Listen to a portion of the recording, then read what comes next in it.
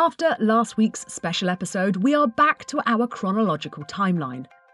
Just to remind you, we are anchored in Pollença with a number of buddy boats. We still have our terrible QCR anchor. Just going to stop myself there because it's a CQR, not a QCR. Don't know what QCR is. One of those code things, maybe? Don't know. Anyway, CQR. And the previous day we had dragged yet again in a storm. Our buddy boat Kendra decided that it was in everybody's interest to lend us their spare anchor. Our QCR, it hasn't provided us with much holding, especially when there's a major wind shift. It pulls out and it drags us across the anchorage. This is a spade anchor. This one is a little undersized for our boat, but it is definitely an upgrade whilst we wait for our new anchor to arrive. The spade is shaped like a spade. It has a weighted tip and it digs in quickly and deeply, providing really good holding power.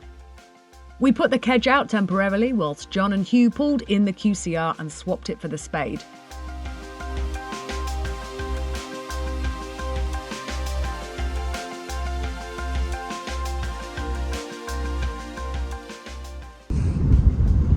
So we're just going to pull it in. So drive over there, Kel. After the canoeists have gone, the tripwire. I don't even notice Let's do it now. And job was a good one. Thanks, John and Elaine, again. Later that day, we had some cleaning to do as it rained Sahara sand. Good job there, girls. Okay, just seeing you swab the decks, it's fun. You don't get any on my side. We had come to this anchorage as we knew that there was going to be a lot of kid cruising boats. Kendra, you already know. These guys are from a boat called Manchetti.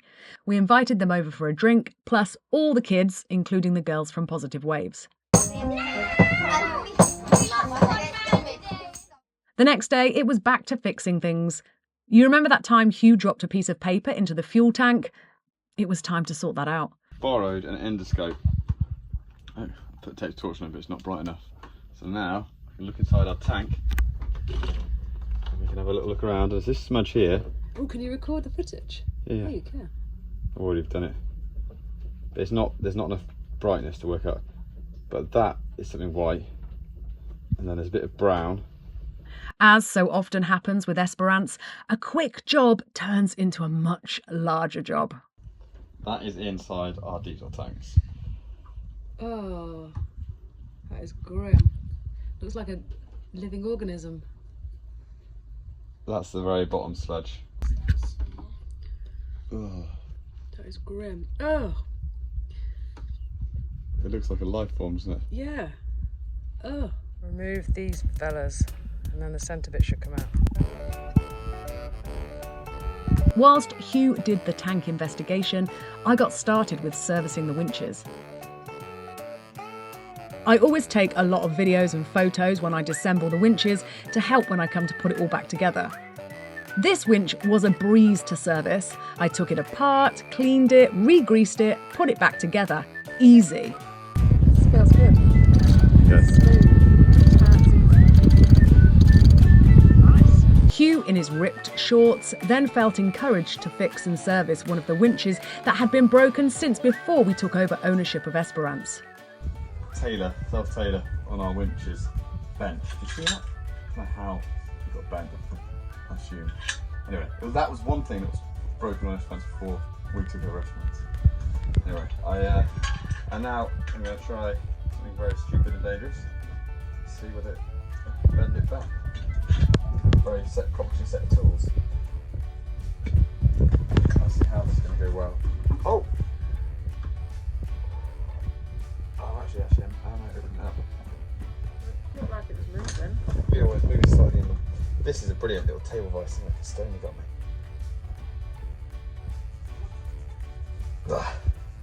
Oh, actually. It worked! Excited. My metal bending may have done the job. They stopped making this winch, they stopped making service kits for it, and I was really annoyed because I got a quote for the parts just before we left the UK and we didn't have the money at the time. and it was only like 140 quid, and it was stupid, I didn't get it, and then I phoned them up recently and they're like, oh, we don't make them anymore. I was like, ah! Anyway, we've got this winch back in action, and that, you can feel the strength in it. Yeah. It's so much stronger, plus it's just been serviced anyway. And we serviced that one, so we've done 2 winches Jenny, today. come pick up Dad. There we go, I'm going up. I'm going up, I'm going up. Good night, Daddy. See you later. So that was 2 winches done. So I made a start on the next, the winch for the reefing lines. This did not go so well. Problem 1, the fixings to disassemble it were underneath, so I had to take the whole thing off the mast. It was really fiddly. And then once it was off, it would not come apart. Luckily, I was surrounded by an anchorage full of other boaters to go to for advice. They were all stumped too. It wasn't just me. No, it's not obvious at all. There's a pin sort of there, but you can't get that out without the washer moving. So, yeah, I'm really stuck. This whole process was probably over the space of a fair few days. I had many messages back and forth with Katrin from Empress. Finally, he came up with a solution. The reason it wouldn't come apart was that the last person to service it had hammered and flattened the pin at the bottom, so it wouldn't come off. Mystery solved. Thanks, Katrin. Come off again, okay. and you just have to put a circlip under it again once you're finished. Right, okay. There we go. Perfect. That's it. Right. You need to do it now. Yeah, I'll find a part. Job's done, back to socialising. By now, more family boats had arrived at the anchorage, just in time for Elaine's birthday party. I have lost count of the number of boats that were now in the fleet, but as you can see, cruising life is anything but lonely.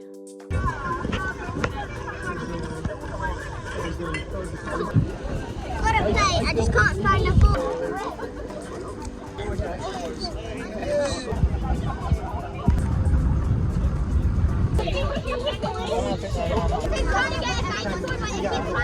Day. Thank you.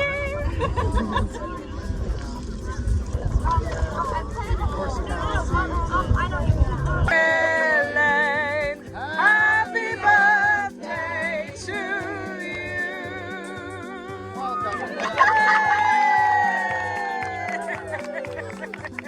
Hans decided to make punch from whatever was left of the alcohol, bravely tested by Georgie, Elaine's daughter. But smell, what's the aroma? Tobacco and diesel. Oh, it's a pineapple. Go on.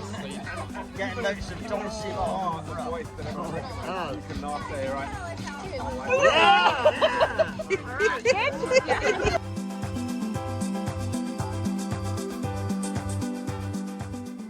The next day, and just this little pan round shows all of these new friends.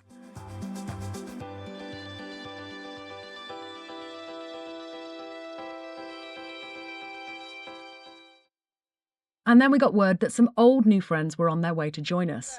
What's happening? Well, I'm excited.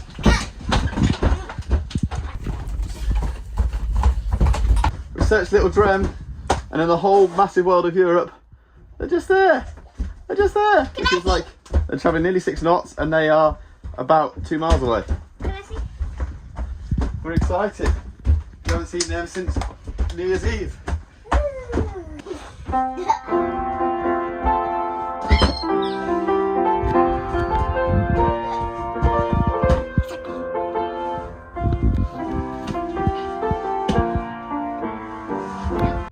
Friends in Lilledrem, we just wanted to come over also to say Guten Tag. Little Drem, Esperance, we agree. Guten Tag! See you soon! Whee! We just called them on VHF and you just heard a senior in the background go, woohoo! So it's just really lovely. Like, we've been looking forward to catching up with them for ages. We jumped in our tender, which was set to sailing mode, and went to welcome them in. It's got to be there. Oh no, it's not. Oh, we don't have visual. They've also Guten Tag! Yeah, we're not able to move. There's no wind. the wind's dropped. Guten Tag! Don't bash us. We've come to Guten Tag you. Hello. Guten Tag! Guten Tag! Oh, it's so nice to see you. We've got 40 out because we've got a crap anchor. So it's only 5 metres deep. Hey, hello. They arrived just in time to watch the football. European and World Cups being the only time we enjoy watching football. Watching it with the Germans made it even more fun. The next day we went to town and we were feeling a bit more confident thanks to Kendra's loan of their spade.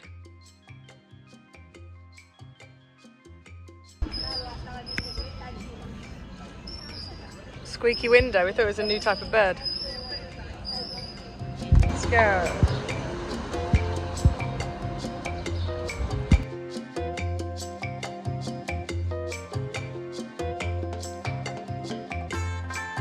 Here we go, living high life, cheaper Oski ice creams in a shop.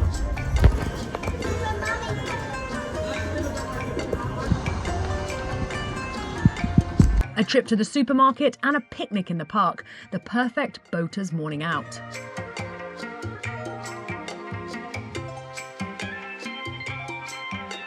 Yeah. Maximum capacity 4 people.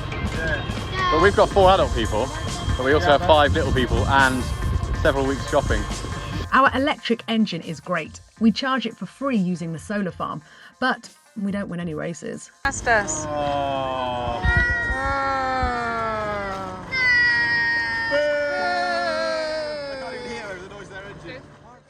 Again, thanks to Kendra for the anchor loan, we felt confident to go into town again, twice in 1 week. This time to recycle, shop and to collect a parcel. So, if you look in here, hopefully, yes, a couple of packs of this. This has in it, like, it's a plastic film that's all black. You see? I'm going to stick that all over our windows on our boat. Blackout windows. If we look at some cars, we'll see if some cars go past. Some of them have black windows. Can you hold those windows while I put it back in? So Esperance isn't really a med boat, and by that I mean once we get like to 30 degrees and above, things get hot. And one of the reasons is these gorgeous, gorgeous windows. Look at this. Can you see what we've done? Then the contrast is going to let. Oh, what's that going on out there? So every time it's got hot for the last couple of years, we have just covered the boat in sheets. There you go. You can see it behind me now, which sort of works. But we also then have the boat covered in sheets, which when it's windy, is not good. For getting around the boat, it's not safe, and also we just can't see out. So we have bought some thingies, film, car blackout film, and we're going to get on with that today, aren't we? I want to help. You're going to help. So today I have to accept it's a learning day. We've never done this before. 4 drops. 4 drops, well done. We are just basing this on a couple of videos I've seen on YouTube. I've got to accept that it may go wrong. Isn't that what we do everything? Yeah, but I've got to accept it. That's the difference. You're going to accept it. So it may go wrong. It may not go very well, but it will be better than what we've got at the moment, which is sheets over the windows. The windows are already completely scratched anyway. If you look close, It's not just going to fall off. well, exactly. But they're all scratched anyway, so accept that. This film stuff may only last a few months, but it was so cheap and cheerful. It's going to be better than this, and we're learning something at the same time. So anyway, YouTube, that's the winner, isn't it? It's like that line in Good Will Hunting when he's like, you're going to wake up and realise you dropped the 100 grand on an education you could have got for free at the library. Oh, YouTube. Anyway. That's what Elon Musk says, isn't it? Yeah, exactly. Yeah, it's a line in that film. Anyway, right, let's get on with it. What are you doing? Making wraps. Nice.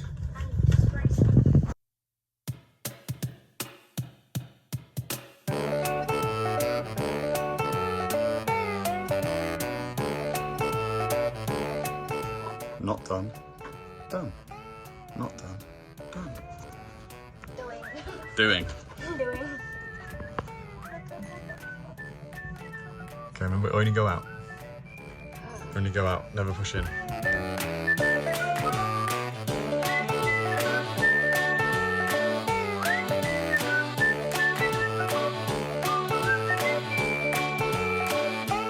That's right, Tills, you did that so good. That was so much better than the other ones.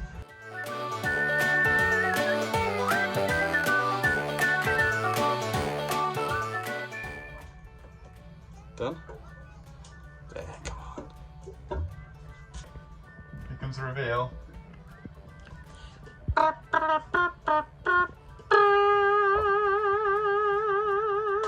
you what, I'm glad I went for the darker shade. Yeah, because it's not that dark, It's is not it? that dark. Look at the difference. Can you tell the difference? So, there is a massive difference between the windows we have done and the windows we haven't done yet. However, we made a call. I ordered the stuff with 20%. So it goes from like 95% to 50. I think like and 95 is the blackest, and 50 lets like half the UV through, or something like that, I think. Anyway, I went with 20%, I thought it seemed sensible. The thing is, when I put my hand on the other side, over here, like underneath this, still feel the heat, and where Darcy sat, you can still feel the sofa warming up. So we've made a call just now. We're going to use this stuff, the rest of this stuff, and put that in the cabins, in the bedrooms, where it's not such an issue, and we're going to buy some more of this material and do this properly again in the really, really tough, as black as you can possibly get stuff, and then hopefully that'll make enough difference. But it's already pretty cool. Like, there's a huge difference between that and those. So we were feeling more settled with our borrowed anchor. However, whilst Hugh was downstairs teaching, I was upstairs having to deal with this. A Swedish boat had anchored a bit too close to us, and it was okay for a day or so until the sea started to do strange things. They suddenly started to swing into us. The owners weren't on board. Luckily, Hans was just passing by in his rib and was able to fend off the boat whilst I got the anchor up, moved and re-anchored. Our friends on Manchetti took this footage, and I was so pleased that they did, as I was too busy living it to film. This is proof that you can have the best anchor in the world, but you are still at the mercy of other boaters and the decisions that they make when anchoring. What was really lovely was being surrounded by such a wonderful community. It wasn't long before I was inundated with offers of help. I also sustained an injury in the process when I got hit by a flying windlass bar. A bit of B-reel. Everyone's here. Yeah. Did you leave the... Hans is an ER doctor, took one look at it and just went, yeah, you'll be fine. So I got Elaine to come over and give me a second opinion. Medic's come over. I wouldn't do that.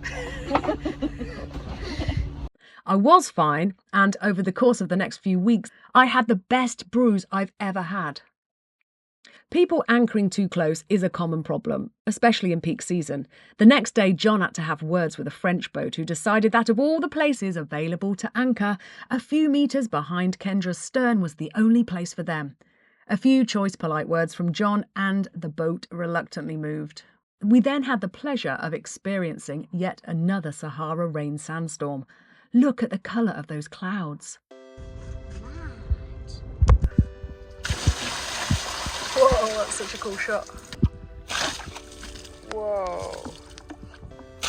That's too much sun.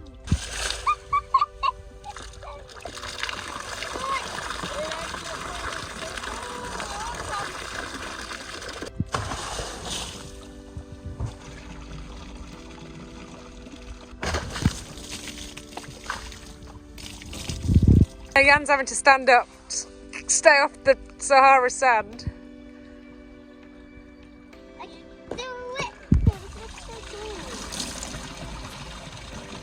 The kids saw the potential and used the opportunity to make art.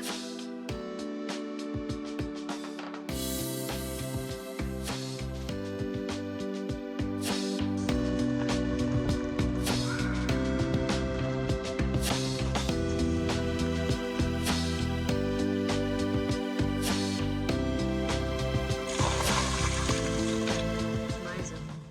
And then to another night watching football with friends. I think we lost. He was wincing before it, wasn't he? There's a little sign of that happening at the moment.